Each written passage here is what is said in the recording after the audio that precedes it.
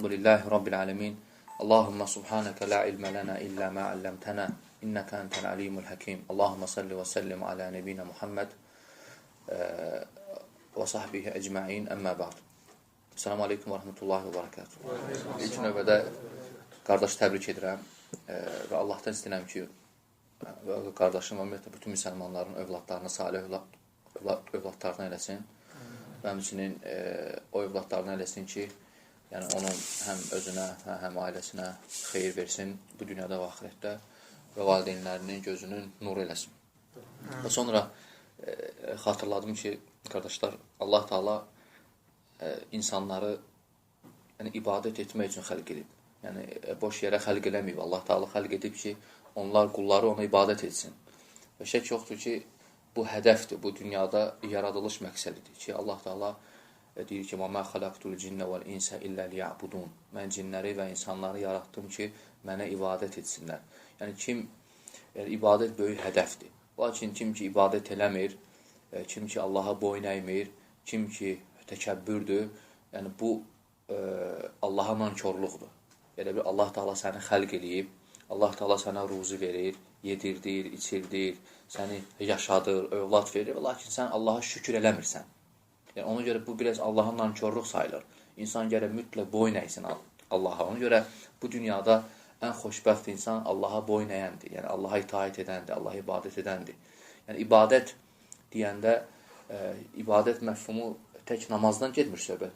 Məsəl üçün namaz qılmalısan və s. Yox, ibadət məfhumu böyükdür. İnsan Allahı tanımalıdır, Allaha qarşı çıxmamalıdır, Allahın əmrlərini yerinə yetirib qadağanlarından çəkin, yəni uzaq olmalıdır. Misal üçün Allah Taala deyəndə ki, misal üçün oğurluq eləməməlidir, içki içməməlidir, yaxşılıq elə, valideynlərə bax. Bunlar hamısı Allahın əmrləridir. İnsan gərək Allah Taala'nın əmrlərini oxuyub laqeyd yanaşmasın, yəni yuxarıdan aşağı baxmasın, yüngül baxmasın. Allah Taala elə belə demir qullarına ki, filan şey elə, sən eləmirsən, filan şey eləməsən eləyir. Bunun aqibəti var. Vallahi heç vaxt günah edənlə günah etməyən bir ola bilməz. Yəni ona görə deyiblər ki, Allah Taala özü xəbər verir ki, hər şeyin cəzası var, mükafatı. Yaxşılıq əməl edəcəksənsə, ibadət edəcəksənsə, Allah Taala vəd verib ki, onun mükafatını alacaqsan. Pislik edəcəksənsə, günah edəcəksənsə, öləndən sonra Allah Taala onun cəzasını verəcək sənə. Ona görə heç nə elə belə xəlq olunmuyor. Yəni heç nə elə belə deyil. Yəni adi hər bir şeyin yaradılışında məqsəd var. Hər bir şeyin düzəlişində məqsəd var. İnsanın da yaradılışında məqsəd Allah Taala ibadət eləməkdir. Allahın məhəbbətini qazanmaqdır. Görürsən, çox təəssüflər olsun indiki insanlar Allahın məhəbbətindən qabaq başqa insanların məhəbbətini çalışır ki, əldə eləsin. Amma əslində belə deyil. Yəni insan gərək Allahın məhəbbətini hər şeydən üstün tutar. Hər şeydən qabaqda, hər şeydən öndə tutar. Yəni insan misal üçün Allah Taala bir şey əmr edirsə, əgər Allah Taala'nın əmrlərini etmək Allahın məhəbbətini qazanmaq üçün ən böyük səbəbdir.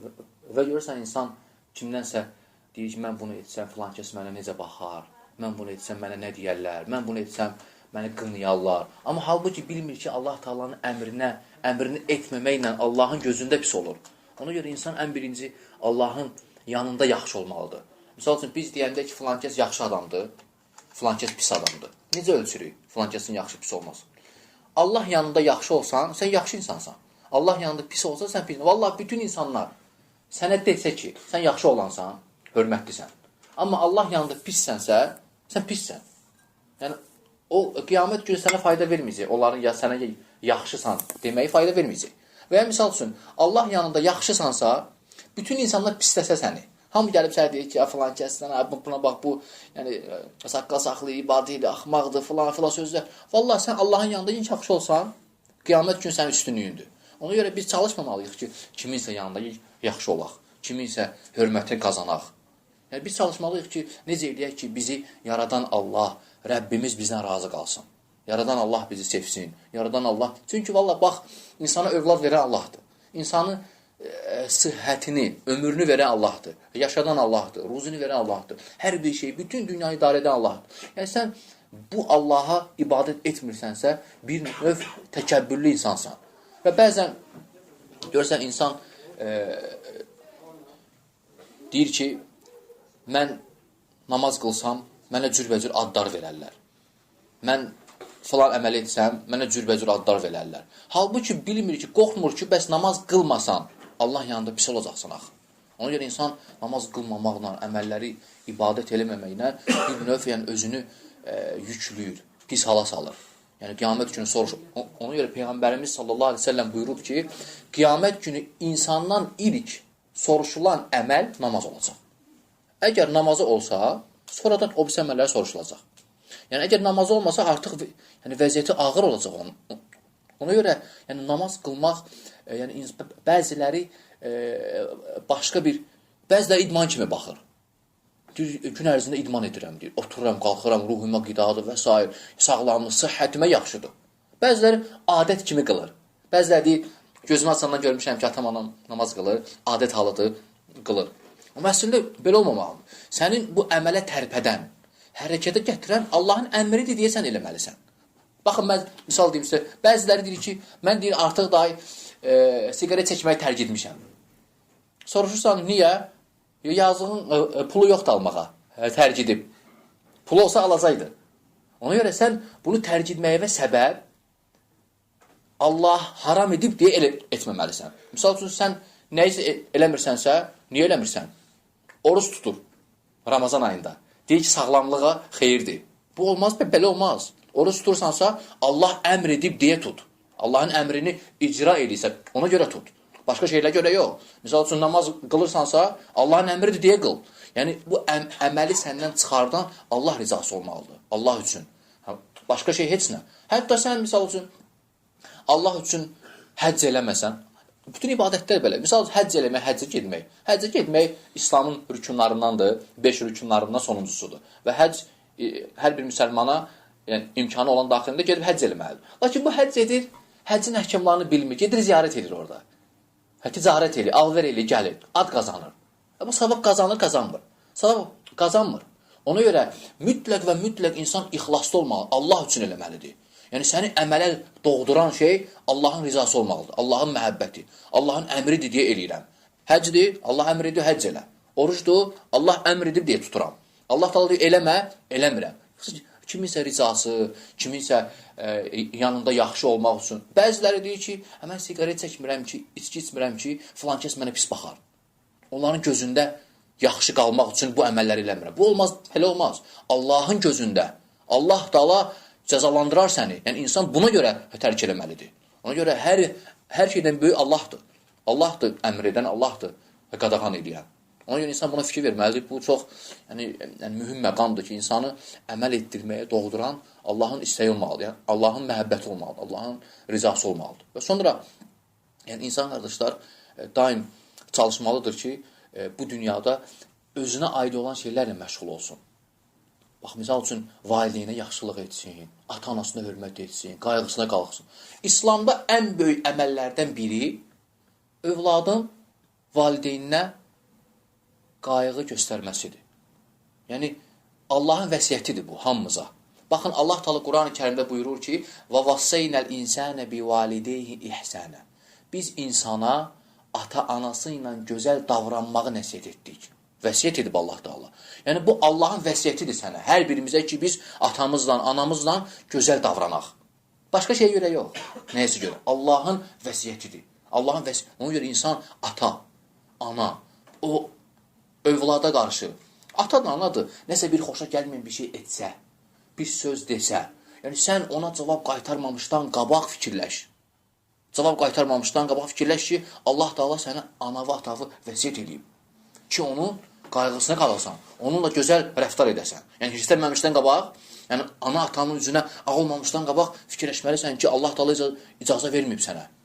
Onlara qarşı pis danışmağa, pis rəftara, pis davranışa verməyib icazə. Ona görə bu səni saxlamalıdır. Ki, yəni səni saxlamağa səbəb Allahın əmridir. Ona görə, yəni insan valideyninin, kimin ki valideynləri sağdır, anası xüsusən. Nə gör anası? Çünki Allah Teala deyir ki, həmələthu ummuhu kurhan və vəda'əthu kurha. Biz insana valideyninlə gözəl davranmağı nəsiyyət etdik. Anası onu əziyyətlə daşımış və əziyyətlə doğmuşdu. Alimlər deyirlər ki, Allah Teala atadan qabaq ananı qeyd elədi, ananı. Çünki ananın haqqı daha böyüdür. Bir növ. Yəni, atanın haqqını azaltmamaq şərti ilə ananın haqqını biraz üstün eləyirsən. Ona görə Peyğəmbər sallallahu aleyhi ve sellem gəlib soruşurlar ki, Peyğəmbərimizdən, mən ən çox kimə yaxşılıq edim? Deyir, anana. Deyir, sonra kimə? Deyir, anana. Deyir, sonra kimə? Deyir, anana. Deyir, sonra kimə? Deyir, atana. Dördüncündə deyir, ata var. Yəni, ananın haqqı çox böyükdür. Ona görə bir insan gəlir İbn Abbasın yanına, Peyğəmbərin həmsi oğlunun yanına, deyir ki, ey İbn Abbas deyir, bir qadın dedim ki, gəl evlənək, məndən razılaşmadı. Və başqası gəldi, dedi, gəl evlənək, razılaşdı. Onunla evləndi. Mən də deyir ki, qısqandım, öldürdüm onu. Qısqandım, öldürdüm. Mənim üzərimə tövbə varmı? Tövbə eləsəm Allah mənə bağışlayarmı? İbn Abbas deyir ki, ona, anan sağdır, anan. Anasının sağlığını soruşur. Deyir, yox, ölüb. Deyir ki, onda ki, tövbə elə, salih əməllər çoxal, Allahdan bağışlanmaq istər, Allah sənə bağışlayar. Və kişi çıxıb gedir. Və kişi çıxıb gedəndən sonra tələbələrdən gəlib soruşur ki, İbn Abbasdan deyir, ey İbn Abbas, niyə deyir, onun anasının sağlığını soruşdu? Niyə? Deyir ki, vallah deyir, Allah and olsun ki, deyir, mən Allah valideynə edilən yaxşılıqdan Allaha daha yaxın olan ikinci əməl tanımıram. Yəni, bu onu göstərir ki, valideynə edilən yaxşılıq Allah yanında ən böyük əməllərdəndir. Yəni, onu görə o qardaşlar ki, o insanlar ki, valideynin üzünə ağ olur. Allah qorusun, söyənlər var, vuranlar var, pis rəftar edənlər var. Bu müsibətdir. Allah Teala deyir ki, valideynin razılığı, Allahın razılığı valideynin razılığındadır. Allahın qəzəbi valideynin qəzəbindədir. Yəni, valideyn qəzəbləndirmək olmaz. Qorxmalısan ki, Allah Taalanın qəzəbi tutar sənə. Ona görə, bax, bu mühüm nəsiyyətdir ki, hər bir ilk növbədə özümə nəsiyyət edirəm ki, yəni, kimin valideynləri sağdır, yəni, onlarla möhkəm yapışmaq lazımdır, yəni, möhkəm, yəni, ünsiyyətdə olmaq lazımdır, yəni, onların qayğısına qalmaq lazımdır ki, Allah Taalanın məhəbbətini əldə edəyək. Və sonra, ümumiyyətlə, yəni, insan çalışmalıdır ki, Allahın məhəbbətini əldə eləsin. Yəni, Allahın sevgisini qazansın. Allahı nə razı salır, o əməllər etsin. Yəni, günah etməklə Allahdan uzaqlaşır insan. Bax, nə qədər günah edəcəksən, bir o qədər uzaqlaşacaqsan Allahdan. Və nə qədər salih əməllər, yaxşılıq edəcəksən, bir o qədər yaxın olacaqsan Allaha. Və Allaha yaxın olandan sonra qul. Allah Taala qoruyur o insanı. Yəni, kim Allaha yaxındır, sevimlisidir, qoruyur onu Allah Taala. Bütün bəlalardan, fitnədən, şərdən, hər bir şeydən Allah Taala öz qulunu qorumaq çox asandır. Ona görə, yəni, səni Allahdan başqa heç kim qoruya bilməz həyatda. Əgər Allah Taala sənə bir şeyi etmək istəsə, heç kim qarşısını ala bilməz onu. Heç kim. Və misal üçün, Allah Taala sənə yaxşılıq etmək istəsə, o yaxşılığı heç kim pisliyə çevirə bilməz. Ona görə, bu çox mühümdür. Yəni, bu xatırlamalar daim olunur ki, yəni, insan oyaq olsun ki, yəni, Allaha qarşı çıxmasın. Və xüsusən də sonra nəsiyyətlərdən, qardaşlar, insan gərək təklikdə qalanda, təklikdə Allahla səmimi olsun. Yəni, insan, belə deyək, var aşkarda, cəmaatın içərisində, var təklikdə Allahla rabitə, müamilə. Və görürsən, insanlar, biz, bəzilərimiz cəmaat içərisində yaxşıyıq. Misal üçün, sigaret çəkən qardaş, cəmaat içərisində çəkməyəcək, ayıbdır axı. Nə deyərlər adama? Görür, ayıbdır, çəkmir. Amma təklikdə qalanda çəkir. Və misal üçün, cəmaat namazına gəlməyən insan məcbur qalıb qardaş çağırır, gedir. Amma özündən olsaydı, gedməyəcəkdi. Və ya misal üçün, söyüş söyləyən adam. Cəmaat içərisində söymür, qardaşların yanında. Təklikdə qalanda söyür. Yəni, insan təklikdə qalanda, xəlvətdə gərək sadiq olsun, səmimi olsun Allahla. Ki, insanlar olmasa da Allah Taala görür səni, Allah Taala eşidir səni, Allah Taala hər şeyə qadirdir. Yəni, Allah Taala görməyi, eşitməyi, bilməsi bəs etməlidir sənə. Ona görə insan unutmamalıdır ki, onu cənnətə salan, insanı cənnətə salan, qardaşlar, onun etiqadıdır. İnsanı cənnətə salan etiqadıdır. Xüsusən etiqadı və sonra əməllər səbəbdir. Yəni, etiqad möhkəm olandan sonra, hətta yeri cəhənnəm olsa da, sonda Allah Taala onun o sağlam etiqadına görə, təvhidinə görə cənnət eləyir. Misal üçün, insan qəlbində Allahdan başqasını saxlamamalıdır. Bax, misal üçün, nəsə istəyir, övlad istəyirsən. Gedib daşdan, ağacdan, qəbirdən istəməməlisən.